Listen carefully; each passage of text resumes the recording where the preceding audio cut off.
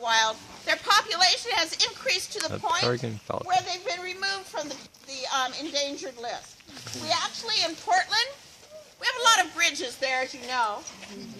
Peregrines nest in cliffs, and a bridge, the structure of a bridge looks a lot like a cliff.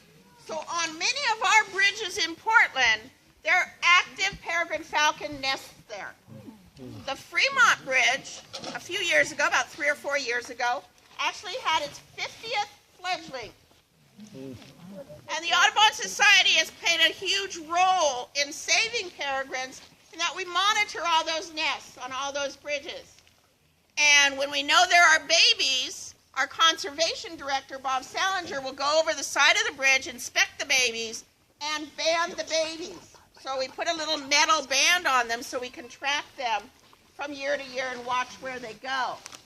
Well, you'll notice when Claire walked around with Finnegan that Finnegan's, one of his feet is bandaged. Finnegan was hatched in a nest down the gorge. And when the biologist went up to inspect and band those babies, he noticed that Finnegan's foot, 2 toes are like this, they're fused together, and his foot is actually upside down. So if you're going to hunt, you need 2 good feet. So he knew right away that there's no way Finnegan would ever survive out in the wild. So he brought him into our wildlife care center. We've had him with us. We couldn't repair the foot. It's just too mangled.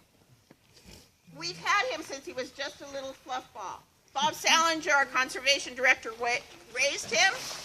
And every time to this day that Finnegan sees Bob, they do this little thing and they squawk. Well, Bob doesn't squawk, but Finnegan squawks at it. So he recognizes Bob. So that's Finnegan's story. Any questions about Finnegan? Yes. Is he nocturnal? Julio, the great horned owl, is somewhat nocturnal. This is a diurnal bird. So nocturnal is nighttime hunting. Diurnal is daytime hunting. So they're going to be out in the daytime. Yes. How old is he? How old is Finnegan? 15. I knew that one. 15. Finnegan is 15. He's been at the care center since he was just a little chit. Yes.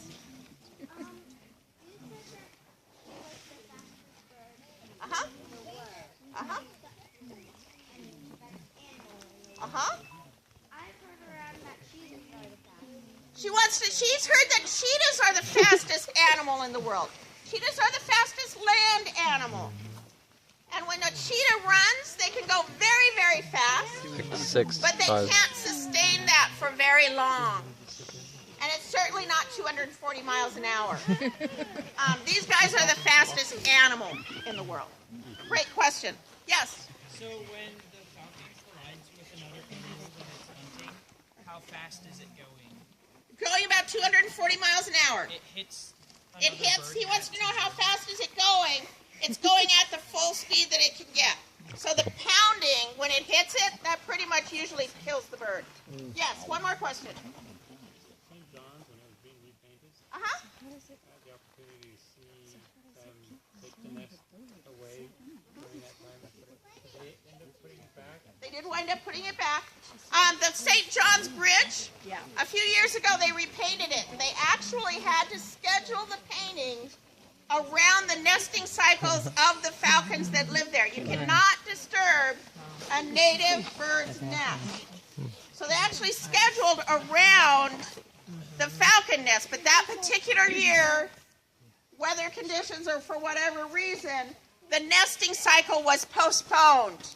And so they did get permission to remove the nest, paint the bridge, and put the nest back. I don't think they had a successful fledgling that year, but they were back the next year.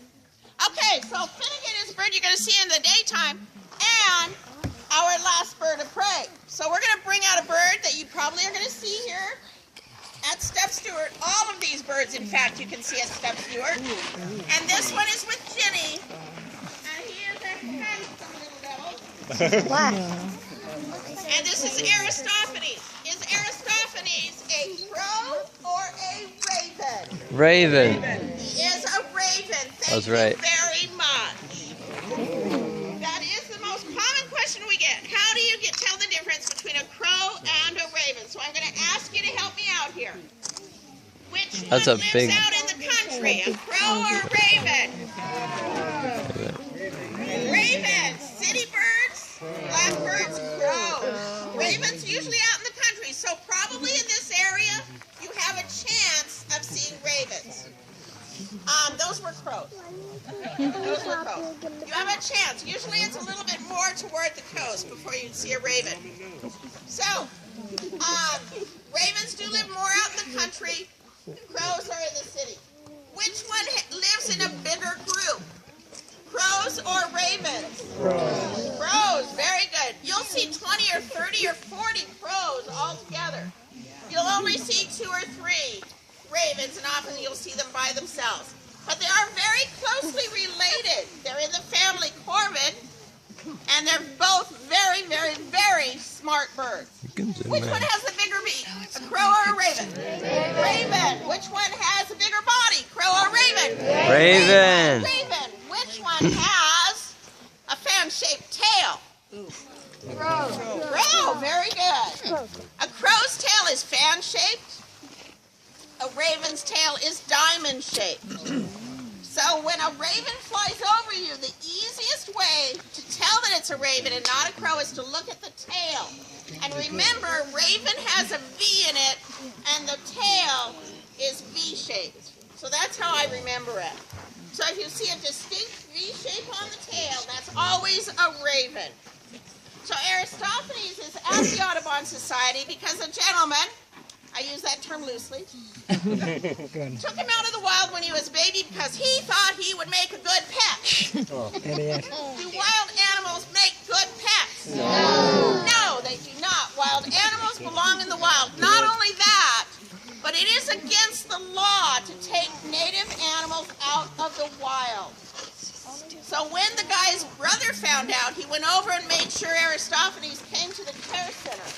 But when a bird is young, it only takes 2 or 3 days for them to get completely imprinted or dependent on people. And so by the time we got him, he was already totally dependent on people. And just like Julio earlier, we can't return him to the wild because of that. He would not have trouble finding food. He's an omnivore, so he eats almost anything. Half of his diet at Audubon is meat, the other half is fruit, a little bit of kitty chow, and egg yolks. He does not like egg whites. Egg yolks. So out in the wild, they'll eat seeds, berries, meat, dead animals. They don't kill, to speak of, but they'll scavenge. So he wouldn't have trouble finding food. But he doesn't know to stay away from people, and sooner or later somebody would hurt him. He is imprinted. Does he know he's a raven? No. Yes. He does. He does not think he's a person. He just doesn't know to stay away from people. Some animals think they are people. Misnomer that somebody thinks if they're imprinted, they think they're a person, and he thinks Ginny's his mom. No, he does not. Okay, any questions on this side? You guys had a lot of questions. Any questions over here? Okay, yes.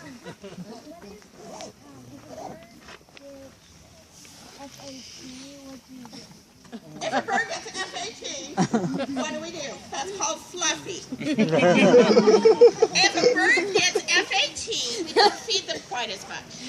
So they get weighed every day. Or feed them and more they get berries. weighed in grams, and then we have a window of about 20 grams where I want him to be. If he's a little fluffier than that, then my Edward assistant will reduce his diet by maybe 5 grams. And we'll do it very gradually, but we'll get him back into that healthy range where he's not too fluffy.